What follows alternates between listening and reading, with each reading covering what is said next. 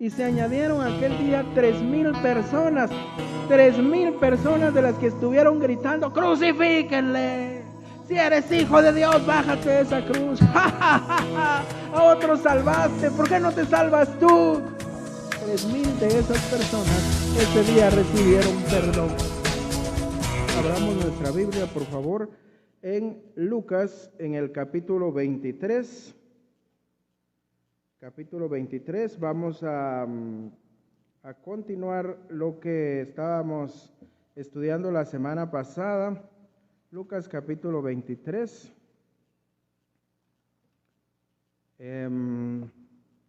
Tal vez, no sé, Mirza, si puedes conseguir la cita y compartírsela a Saraí, por favor. Aquí está un par de Biblias. Lucas capítulo 23 y versículos a partir del 44. Amén, gloria a Dios. Dice la palabra de Dios, Lucas 23, 44. Cuando era como la hora sexta, hubo tinieblas sobre toda la tierra hasta la hora novena, y el sol se ocultó, y el velo del templo se rasgó por la mitad. Entonces Jesús, clamando a gran voz, dijo: Padre, en tus manos encomiendo mi espíritu. Y habiendo dicho esto, expiró. El Señor añada bendición a su palabra. Recuerdan, hermanos, que la semana pasada vimos que esto, la gente lo transformó en una comedia, hermanos. Todos se burlaban del Señor, hicieron del Señor un bufón, hicieron del Señor un chiste. Todos se burlaban, hermanos, el pueblo, los soldados, los dos ladrones crucificados junto a él. Le decían: si de verdad eres el Hijo de Dios, bájate de esa cruz. Si a otros salvaste, sálvate a ti mismo. Si eres Hijo de Dios, si eres Rey de los judíos. Se burlaban, hermanos, de todas las formas, y volvieron el sacrificio del Señor una comedia. Pero vimos también que en medio de eso, el Señor se apiadó de uno de estos dos hombres que empezó burlándose del Señor. Dice la Escritura que los dos le injuriaban, pero en un momento a otro, un minuto lo injuriaba y al otro estaba reconociendo a Jesucristo y teniendo fe y siendo salvado y recibiendo la promesa de que ese mismo día recibiría salvación. Gloria sea al Señor. Estaba recibiendo la promesa, hermanos. De cierto te digo que hoy estarás conmigo en el paraíso. Pero ahora, hermanos, esta comedia escalofriante, hermanos, escenificada por hombres pecadores, se transforma y de una forma abrupta concluye dramáticamente, hermanos, cuando es la hora sexta, o sea, las 12 del mediodía. Esta comedia, hermanos, se pasó de ser un chiste para toda la gente a convertirse en una tragedia, cuando Dios ocupó el centro del escenario durante las 3 últimas horas de Cristo en la cruz. Amén. La presencia de Dios en el Calvario, hermanos, de Dios el Padre, a menudo se pasa por alto, pero es esta hora, hermanos, cuando Dios llegó al Calvario, que el sacrificio de nuestro Señor Jesucristo resultó ser un acto salvador. La ira de Dios, hermanos, derramada sobre nuestro Señor Jesucristo, mientras Él llevaba el pecado de todos aquellos que a través de las edades, hermanos, llegaríamos a creer en Él. Ahí, en esas 3 horas, es donde el Señor descarga su ira sobre su Hijo Jesucristo. Todo eso ocurrió en 3 horas de tinieblas. Dice, cuando era la hora sexta, hubo tinieblas sobre toda la tierra hasta la hora novena. De las 12 del mediodía a las 3 de la tarde, todo se oscureció. Y es ahí, hermanos, la presencia de Dios el Padre en el Calvario. Ahí se hace manifiesto Dios en esas 3 horas de oscuridad. 5 acontecimientos dramáticos, hermanos, caracterizan estas 3 últimas horas. Número 1, fueron las tinieblas mismas que comenzaron a la hora sexta, o sea, al mediodía, y que cayeron sobre toda la tierra hasta las 3 de la tarde, lo que la Biblia llama la hora novena. De repente, hermanos, al mediodía, cuando el sol está en todo su esplendor, en todo su apogeo, una total oscuridad envuelve la escena, hermanos. Imagínese usted eso. No se sabe cuál fue la extensión geográfica de las tinieblas, si solo fue la región de Palestina, hermanos, o fue el mundo entero. Lo que se sabe es que a las 12 del mediodía, hermanos, todo se tornó en tinieblas. ¿Usted ha estado en tinieblas, hermano? Es una sensación horrible, hermanos, estar en tinieblas. Recuerdo que hace 10 años aproximadamente estábamos de misioneros allá en Jalapa y vivíamos, hermanos, en una finca más o menos a 1 kilómetro del pueblo. Y a duras penas habían 2 postecitos del alumbrado eléctrico para toda la finca. Y recuerdo que a veces a la medianoche ya llegaba la policía a tocar porque llegaban con algún niño, con alguna niña rescatada de que la PGN les había entregado para ser colocada ahí en el lugar donde trabajábamos. Y a las 12 de la noche, recuerdo una vez particularmente, hermanos, era una noche tan oscura, hermanos, tan oscura. Y era común allá que la luz intempestivamente, la energía eléctrica fuera cortada. Eso era común. Y esa noche la energía eléctrica la habían cortado. Y a la medianoche el portón.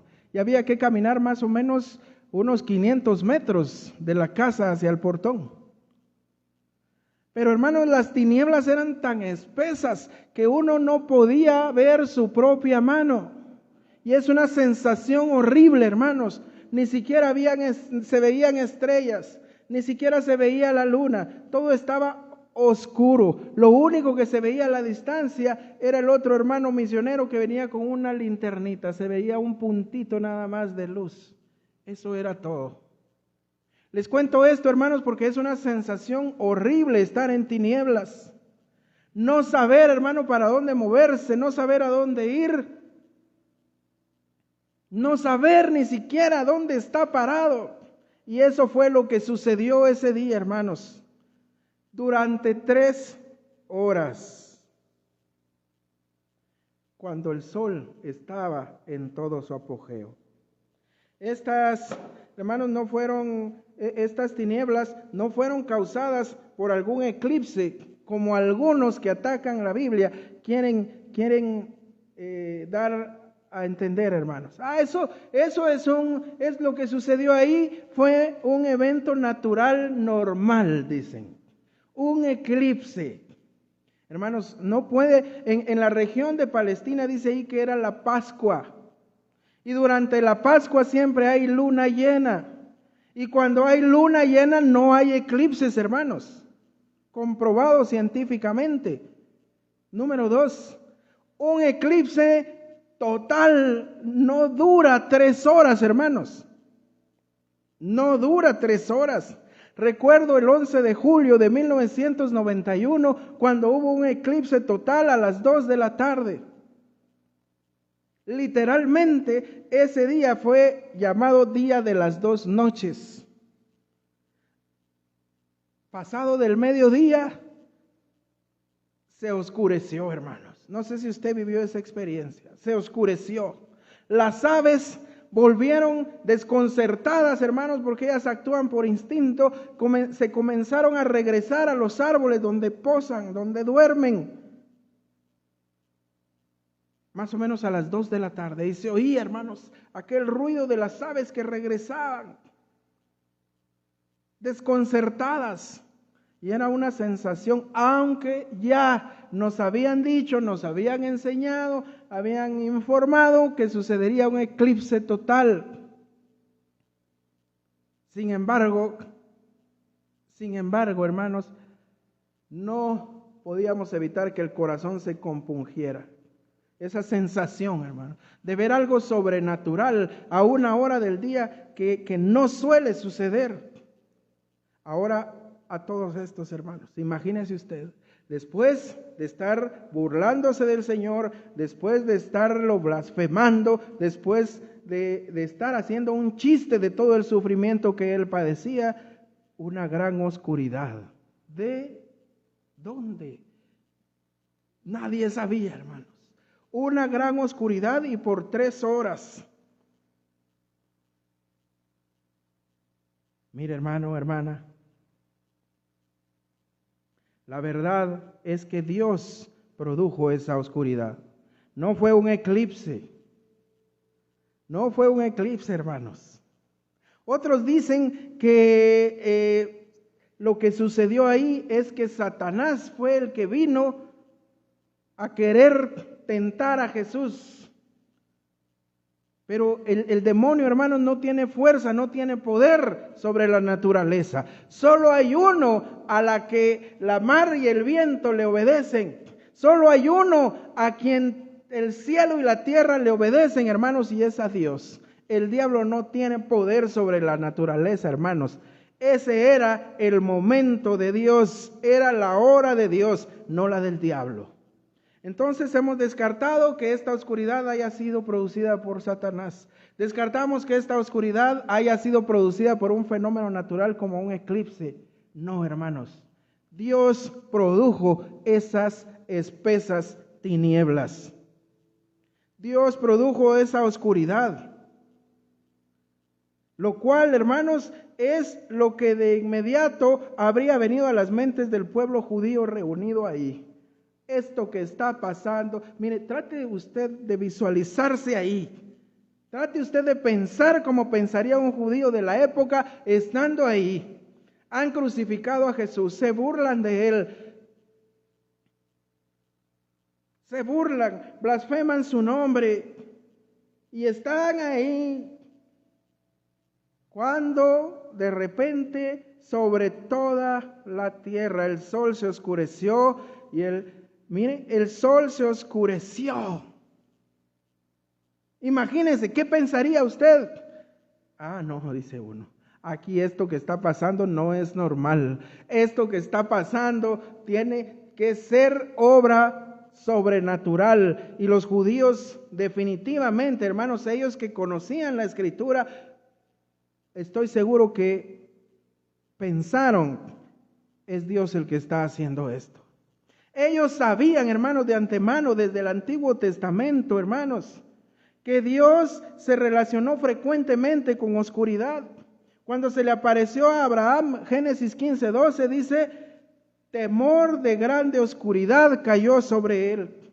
Una de las plagas que Dios hizo caer sobre Egipto fue la oscuridad. Amén. Esta oscuridad fue tan fuerte, hermanos, que se podía sentir. Además, Él apareció a Israel en el monte Sinaí en medio de una espesa nube, hermanos. El pueblo judío entendía que la oscuridad, pero no la oscuridad natural, sino la oscuridad sobrenatural como la que estaban viendo, estaba relacionada con juicio divino. Venía juicio de Dios, hermanos. Por eso es que después de las tinieblas, cuando las tinieblas desaparecen, viendo lo que había acontecido, dice el versículo 48, se volvían golpeándose el pecho, hermanos. Dios llegó en medio de las tinieblas al Calvario en ese día, hermanos, para desatar juicio.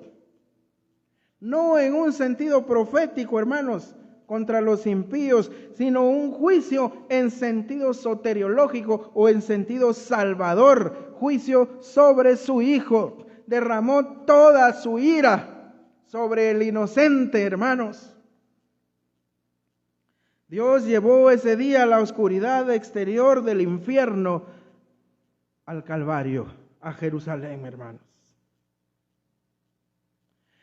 Mientras desataba sobre Jesucristo, hermanos, toda la extensión de su ira, La ira de Dios, hermanos, que debería haber sido para descargarla sobre todos los pecadores. El Señor la descarga sobre su Hijo Jesucristo.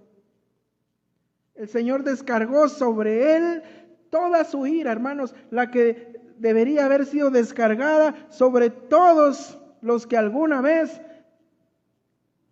íbamos a ser salvos. Seríamos salvos a través de las edades.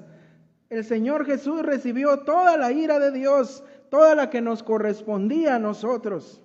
Él pagó el precio y Él sufrió el castigo que íbamos a llevar todos los que hemos creído en Cristo y nos hemos salvado por su pura gracia. La oscuridad no fue causada, hermanos, por la ausencia de Dios, como algunos dicen.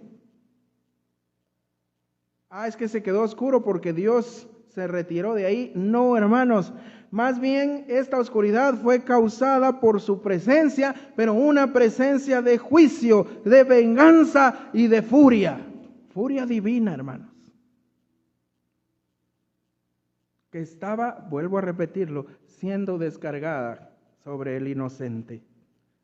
Ira infinita, hermanos, movida por justicia infinita.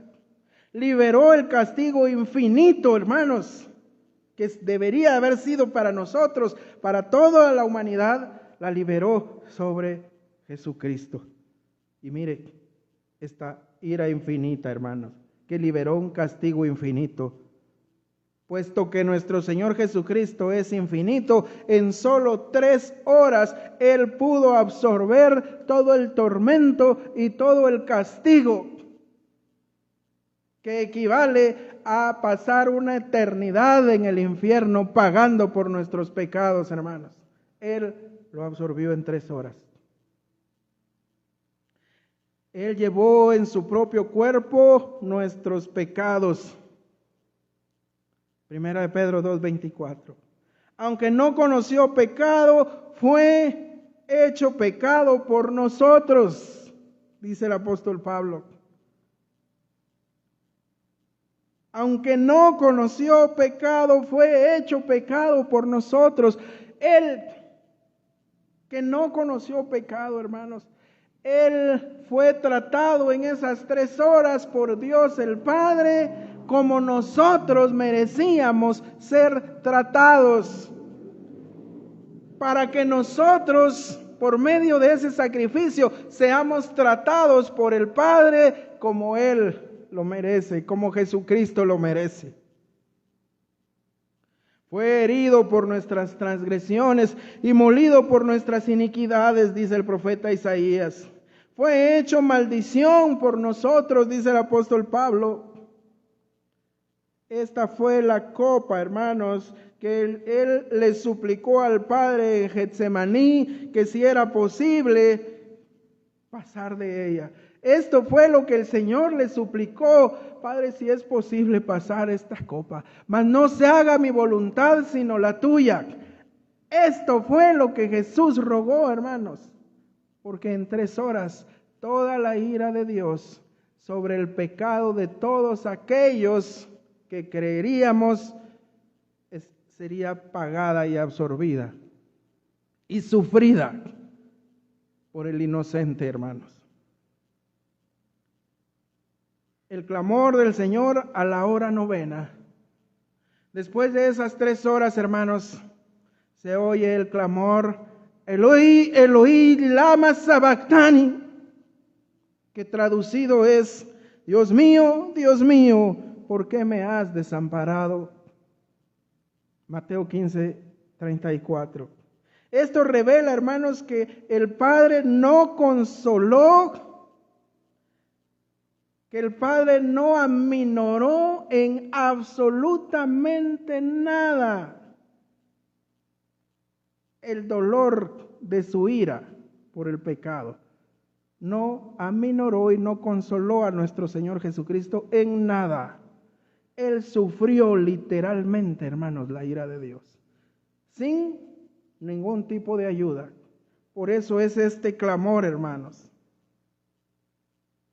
Esta es la única vez en todo el Nuevo Testamento que Jesús se refirió a Dios como en una forma diferente a la que Él siempre se refería, diciéndole Padre. Esta es la única vez que no llama a Dios Padre, sino se refiere a Él como Dios mío, Dios mío. La frase Dios mío, es una expresión de afecto, pero mezclada, hermanos, con tristeza, tal vez con desilusión, debido al gran sufrimiento que por el que nuestro Señor había pasado. Dios estaba ahí en el furor del juicio, hermanos, ¿por qué?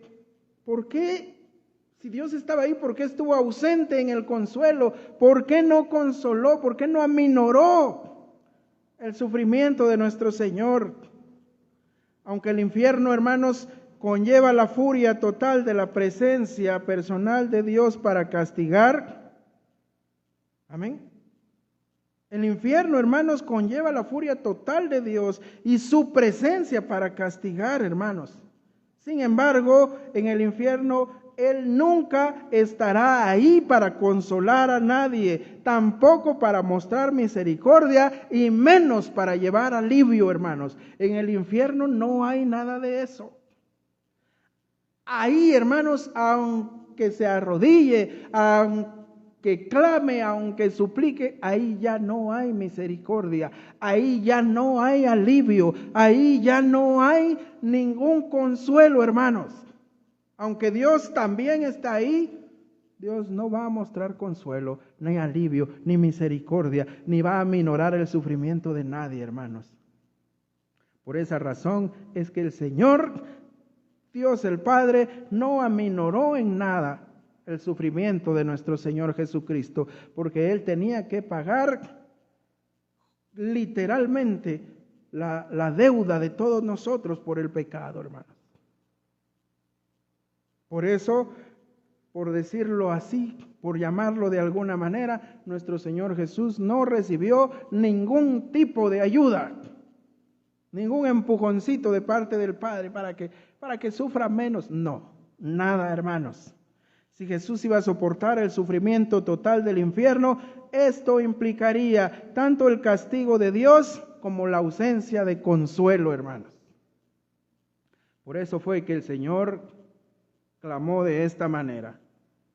Entonces, vemos el primer acontecimiento que se da ahí. El primero fue las tinieblas. El segundo acontecimiento, hermanos.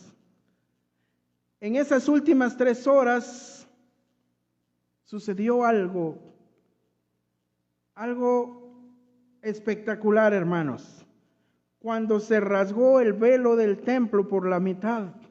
Esto ocurrió inmediatamente después de levantarse las tinieblas, justo cuando los sacerdotes reanudaron el sacrificio de los corderos pascuales, se sobresaltaron al oír ese sonido, hermanos, ese gran ruido desgarrador que venía del interior del lugar santo.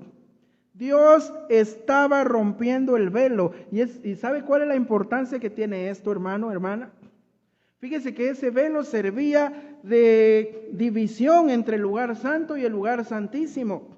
Y en el lugar santísimo, hermanos, solo podía entrar una persona, una vez al año, a presentar sacrificio por los pecados de todos y los de él mismo.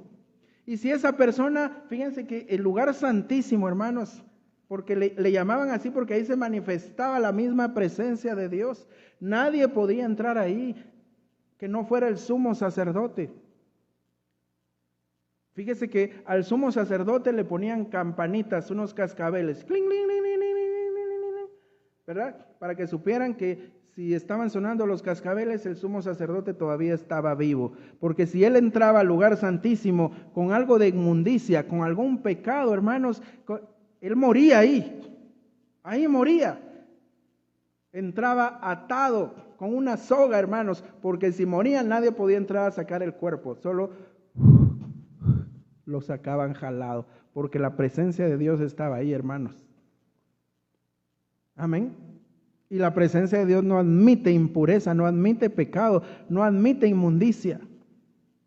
Y ese es el gran significado, hermanos, que tiene que ese velo se rompe de arriba hacia abajo, hermanos.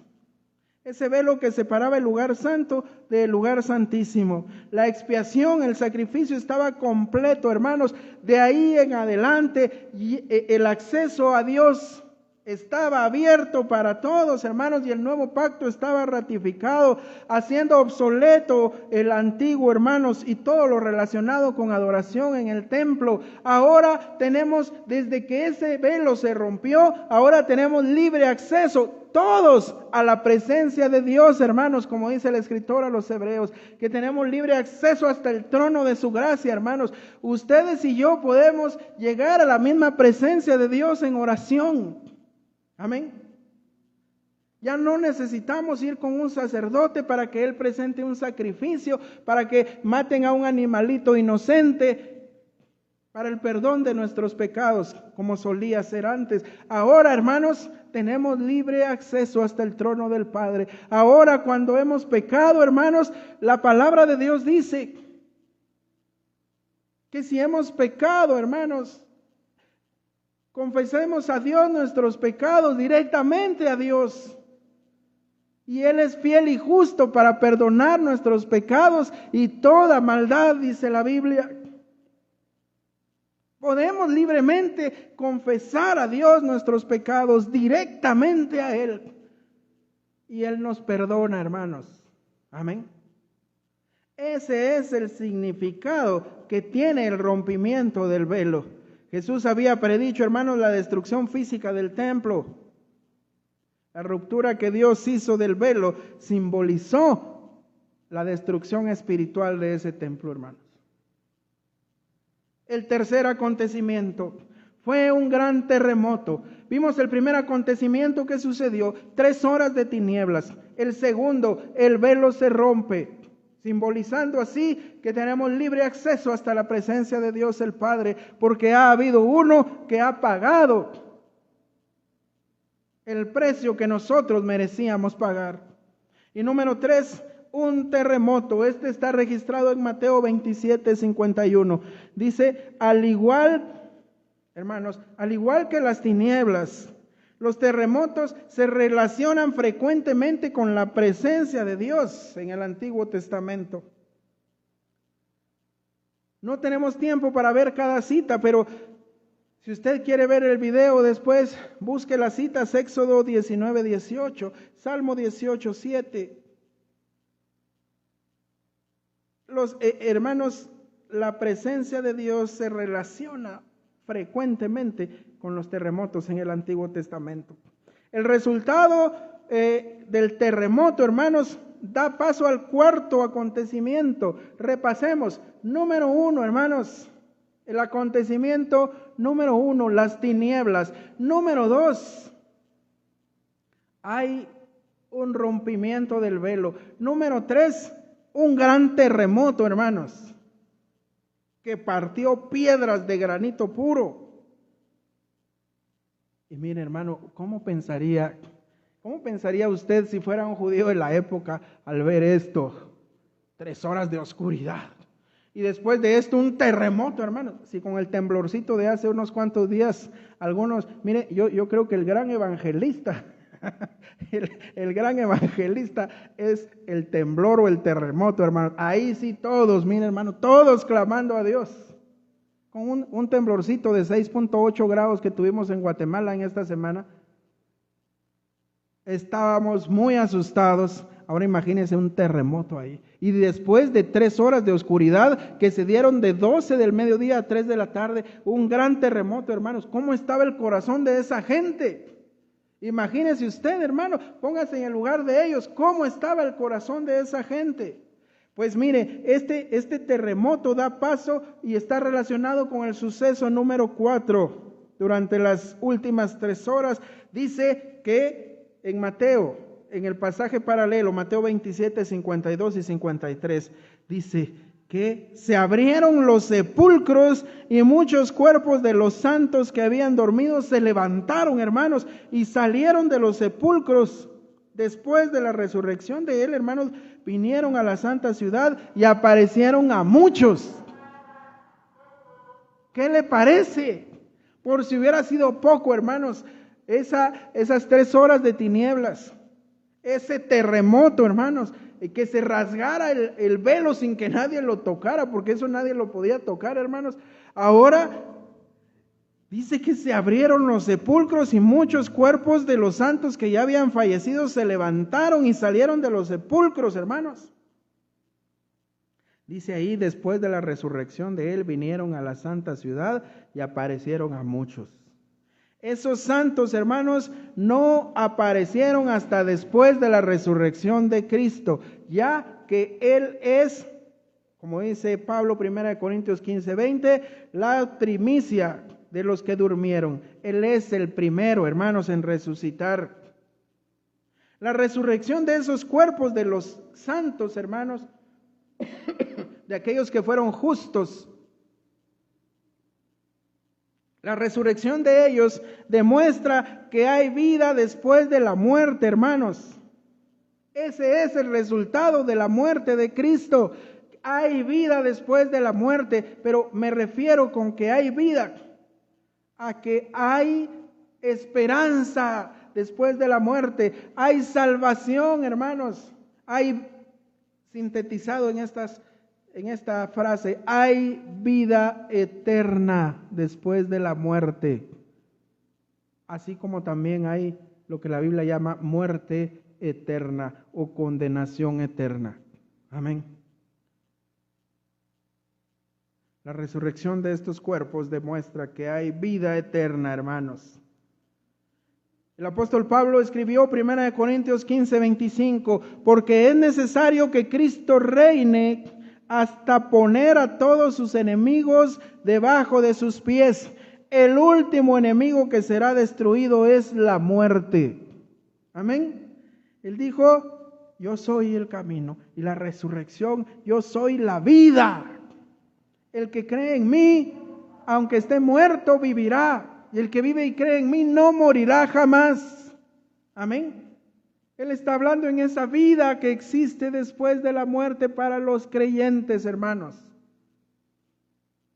Amén. Segunda de Timoteo 1:10 nos dice el apóstol Pablo, y ahora todo esto Él nos lo ha hecho evidente mediante la venida de Cristo Jesús nuestro Salvador, destruyendo el poder de la muerte, e iluminó el camino a la vida y a la inmortalidad por medio de la predicación del Evangelio. Hay vida eterna, hermanos, para aquellos que hemos creído en Cristo.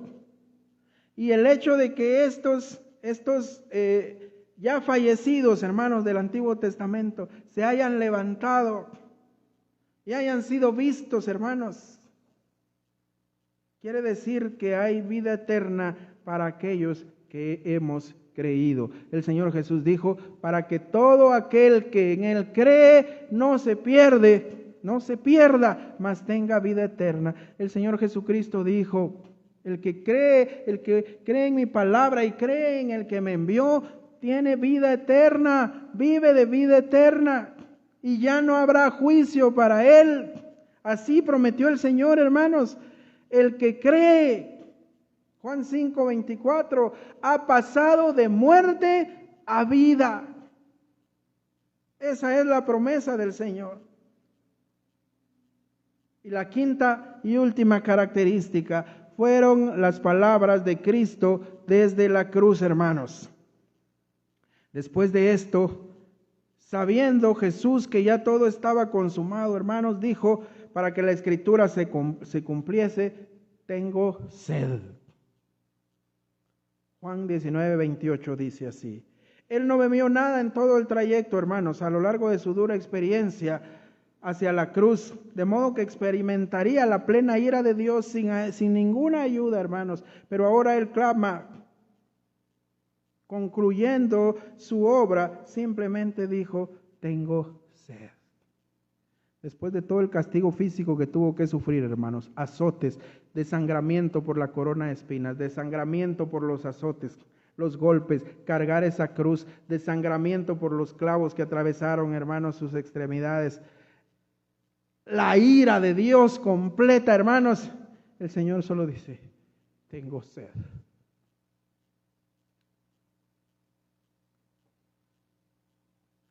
Él no se quejó, él enmudeció, no dijo nada, como oveja que fue al matadero, hermanos. Lo único que dijo, después de pasar por todo eso, hermano, hermana, tengo sed. Hermanos, ese enérgico grito, demasiado fuerte, hermanos, para alguien que padecía una muerte natural de crucifixión, indica que Jesús entregó voluntariamente su vida. Juan 10:17 nos dice, por eso me ama el Padre, porque yo pongo mi vida para volverla a tomar. Nadie me la quita, sino que yo de mí mismo la pongo. Tengo poder para ponerla y tengo poder para volverla a tomar. Este mandamiento recibí de mi Padre. Padre, en tus manos encomiendo mi espíritu. Significa que la comunión con Dios el Padre y Dios el Hijo en ese momento volvió a restaurarse. Amén. Ya que la obra de redención había sido concluida. Habiendo dicho esto, Jesús expiró. ¿Cuáles fueron las respuestas que se vieron de la gente, hermanos, ante todo esto?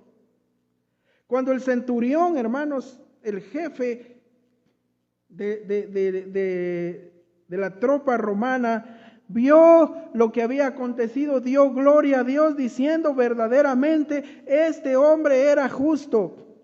Y toda la multitud de los que estaban presentes en ese espectáculo grotesco, hermanos, pero ahora vieron lo que había acontecido, dice ahí que se volvían golpeándose el pecho. Pero, hermanos, todos los conocidos de Jesús, todos los que lo acompañaron, las mujeres que le habían seguido, estaban lejos, se alejaron, impotentes, solo miraban estas cosas. Entonces vemos, hermanos, las respuestas que se vivieron ahí. Estas tres reacciones ante la muerte de nuestro Señor Jesucristo, estas tres reacciones que vamos a ver rápidamente, describen, hermanos, la respuesta total que se requiere de todo creyente, hermano.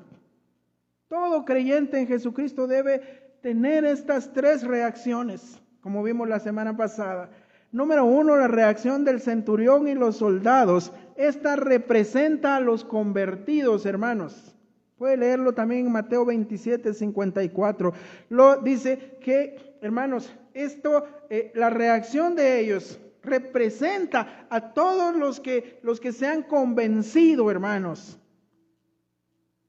Lo que ellos habían observado, hermanos, durante el juicio y la crucifixión de Cristo, los había dejado totalmente asombrados. Ningún prisionero que habían crucificado se había comportado de tal modo, de un modo tan resuelto y digno como nuestro Señor Jesucristo. Los soldados y el centurión tenían experiencia en crucificar gente, hermanos, pero nunca nadie se había comportado de un modo tan digno y tan resuelto como lo había hecho Jesús.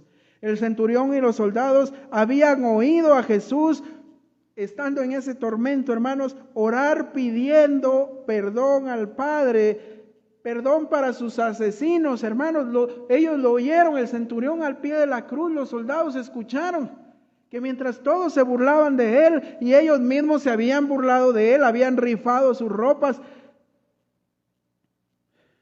le habían puesto una corona de espinas, le habían puesto una caña en la mano anteriormente, parodiando su reinado, le habían puesto una capa sucia de un soldado, le arrancaban la barba, le abofetearon y le decían, adivina quién te pegó. Todo esto lo habían hecho, pero ahora, después de esto, hermanos, primero haber escuchado que Jesús pedía perdón al Padre por ellos, por lo que ellos le habían hecho.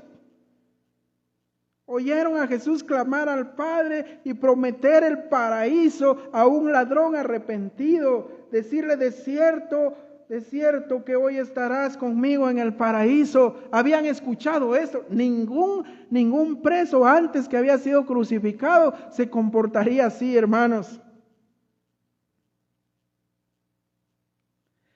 Después de experimentar estos soldados y el centurión las 3 horas de oscuridad total y un terremoto que partió rocas, oyeron a Jesús exactamente antes de morir clamar en alta voz, hermanos: Padre, en tus manos encomiendo mi espíritu.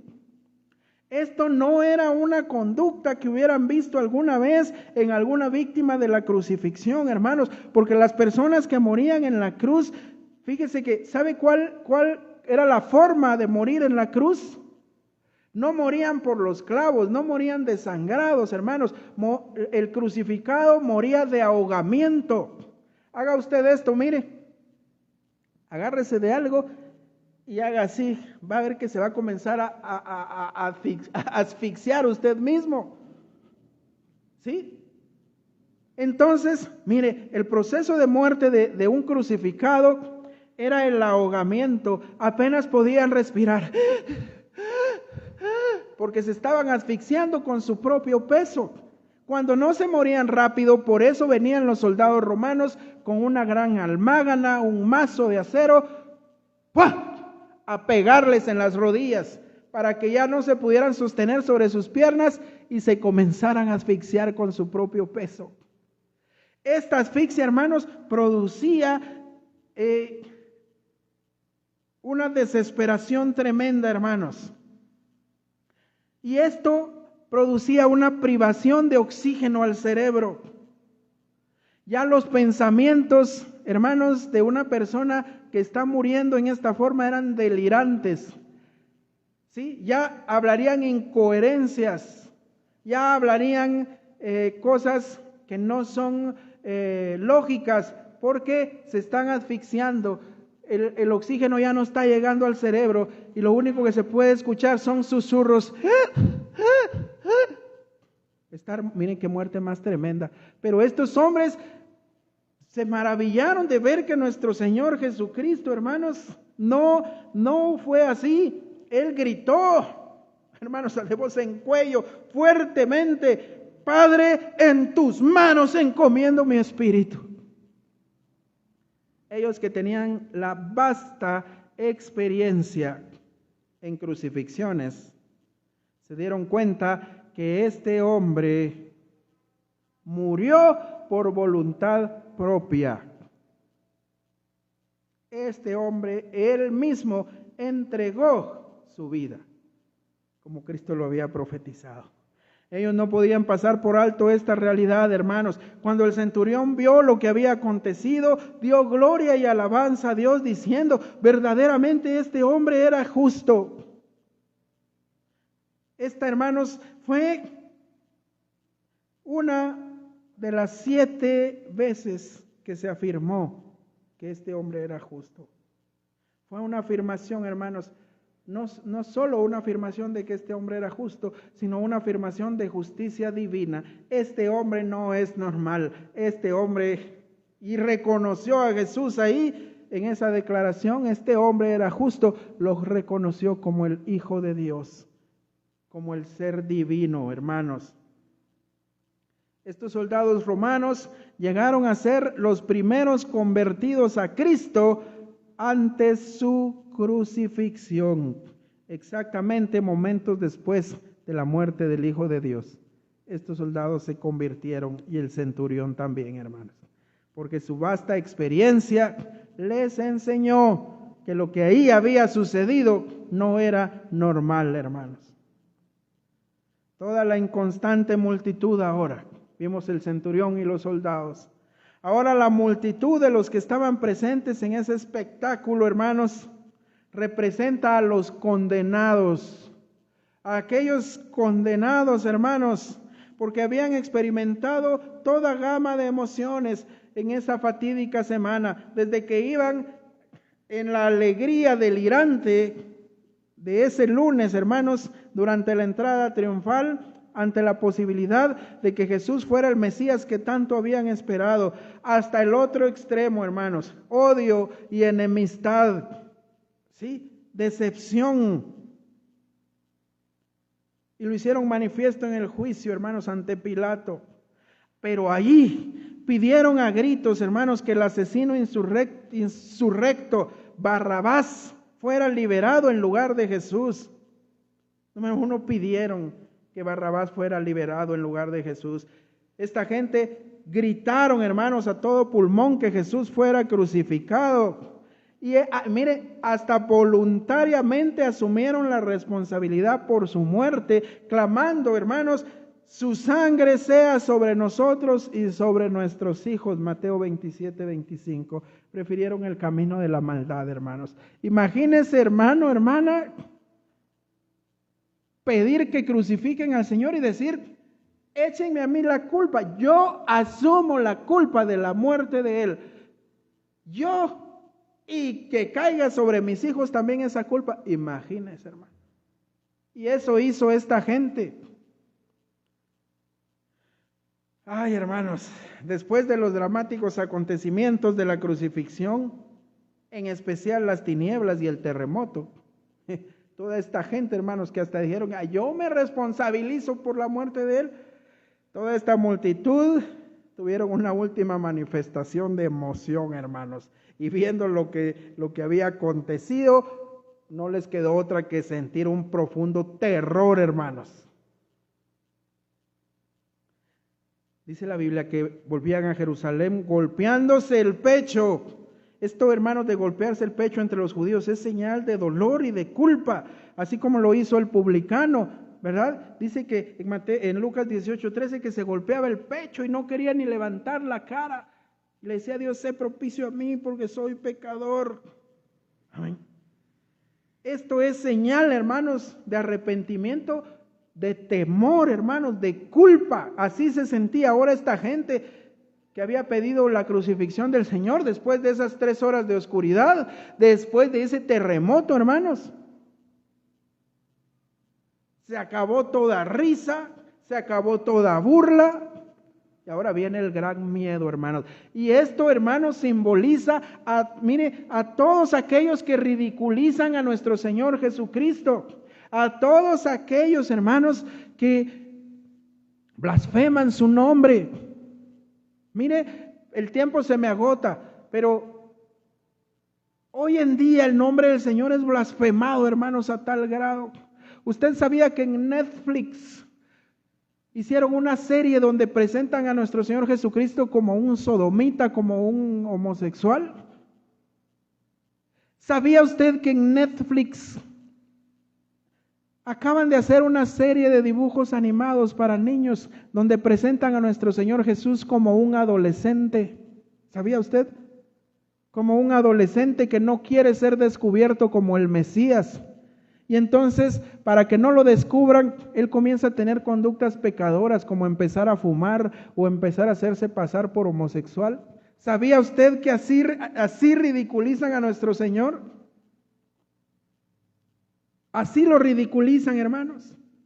Pero al igual que toda esta gente que le ridiculizó, que se burló de él, que blasfemó su nombre, así a todos estos les va a llegar el día que cuando miren, hermanos, cuando miren eso, cuando miren esas tinieblas, hermanos, se van a arrepentir y se van a golpear el pecho y van a clamar y van a rogar, hermanos.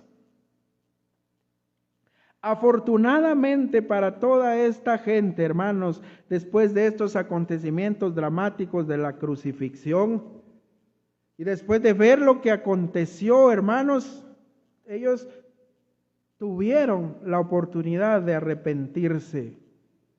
Ellos se dieron cuenta que ya no era tan divertido blasfemar al Señor. Se dieron cuenta que horrenda cosa es caer en manos del Dios vivo, hermanos, porque así lo dice la Escritura.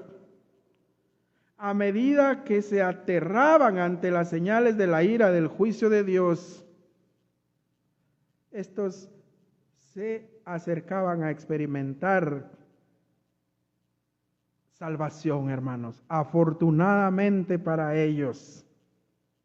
La reacción, hermanos, del temor a la persona y el juicio de Dios, y debido a la culpa y al rechazo, hermanos, a Jesucristo, el arrepentimiento es necesario. Esa tiene que ser la reacción, hermanos, ante la ira de Dios y ante haber rechazado y blasfemado a nuestro Señor Jesucristo. Así tiene que reaccionar alguien, hermanos, alguien lúcido, arrepentirse.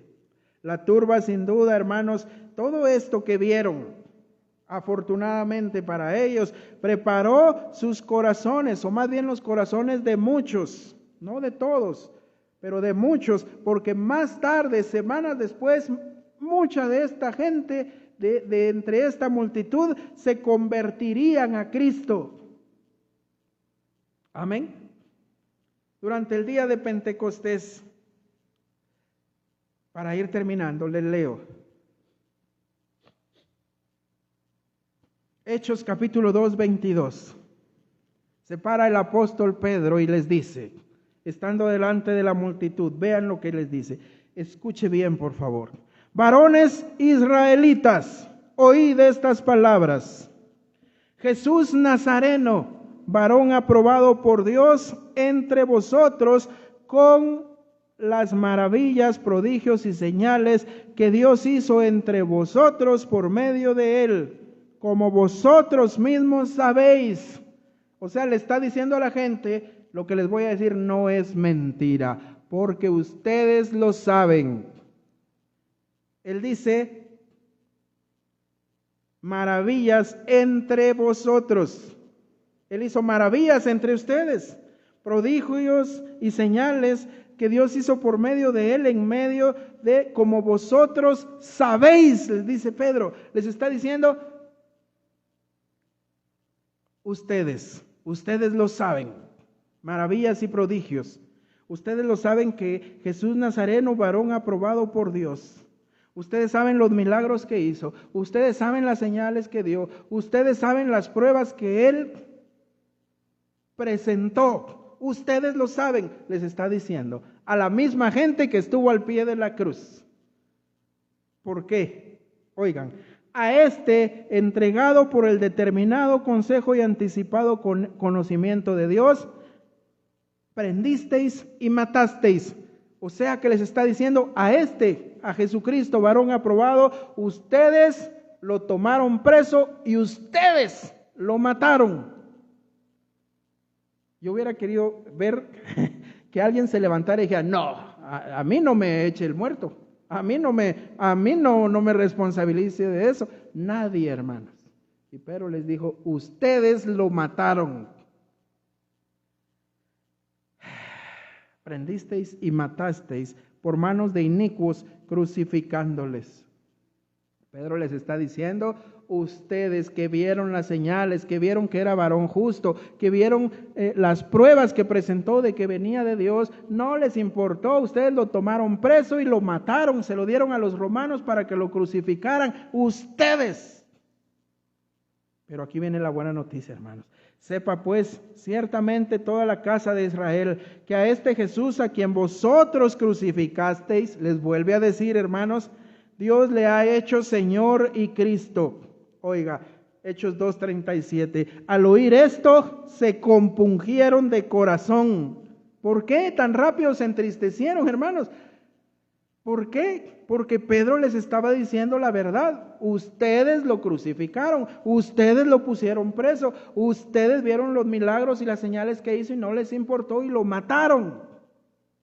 Toda la gente inmediatamente dice que se compungieron de corazón. Y dijeron a Pedro y a los otros apóstoles, varones hermanos, ¿qué haremos? Pedro les dijo, arrepiéntanse y bautícense, cada uno de vosotros en el nombre de Jesucristo para perdón de los pecados y recibiréis el don del Espíritu Santo. Aquí está la buena noticia para todos los que le blasfemaron, todos los que se burlaron de él, todos los que le mataron, los que le crucificaron. La buena noticia, arrepiéntanse y den testimonio público de ese arrepentimiento bautizándose. Amén. Arrepiéntanse. Y esa es la buena noticia, hermanos, que hay perdón. Hay perdón para el más blasfemo, hay perdón para el más pecador, hay perdón para ese ladrón. Hubo perdón para él, hubo perdón para los que pusieron los clavos en sus extremidades, hubo perdón para los que se burlaron de él. Hay perdón, hermanos. No importa lo pecadorazo que usted y yo seamos, hay perdón. Gloria sea al Señor, hermanos. Arrepentidos. Arrepiéntanse. ¿Y saben qué terminó eso? Dice, y con muchas, Hechos 2:40, y con otras muchas palabras testificaba y les exhortaba diciendo, sed salvos de esta perversa generación. Así que los que recibieron su palabra fueron bautizados y se añadieron aquel día 3,000 personas. 3,000 personas de las que estuvieron gritando, crucifíquenle. Si eres hijo de Dios, bájate de esa cruz. A otros salvaste, ¿por qué no te salvas tú? 3,000 de esas personas ese día recibieron perdón, hermano. Y luego otros miles más. La misma gente que lo crucificó. Como dijo Pedro, vosotros lo prendisteis, vosotros lo encarcelasteis, ustedes lo mataron, ustedes se lo dieron a los romanos para que lo mataran. Ustedes. Sin embargo, hay salvación. Arrepiéntanse. Y la gente, ese día por lo menos 3,000 y 5,000 después, aprovecharon la oportunidad y se arrepintieron. Amén. Y así nació la iglesia primitiva. La iglesia primitiva fue compuesta en su mayoría por aquella gente que crucificó a Jesús. Ahí se cumplió la petición de Jesús en la cruz. Padre, perdónalos porque no saben lo que hacen. Si a usted no le conmueve esto, hermano, hermana, a mí me conmueve.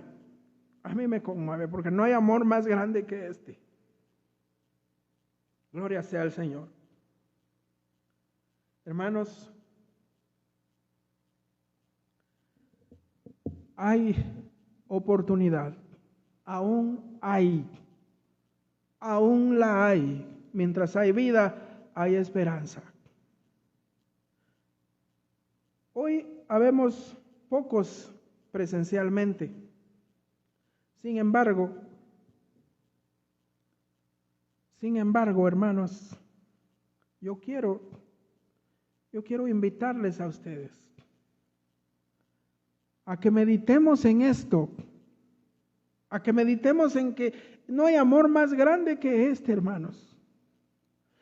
Y a ustedes que nos hacen el favor de vernos por medio de las redes sociales, yo no sé a dónde vaya a ser compartido este video. Tal vez a alguien que crea que no hay perdón para lo horrible que hizo, para el pecado horrible en el que está. Pero quiero decirle que hay perdón, que aún hay oportunidad de salvación. Solamente tiene que arrepentirse y recibir por fe la salvación que nuestro Señor ofrece gratuitamente, por gracia, por medio de la fe. Amén. Padre, gracias por este momento maravilloso en el que nos has hablado. Maravillosa palabra tuya, Señor, poderosa palabra. Por favor, haz que llegue, Señor, a los corazones que la necesiten, Padre. Y reconocemos que has sido tú quien ha hablado hoy. Gracias, Padre. Gracias porque nos muestras tu misericordia. Gracias porque siendo aún pecadores,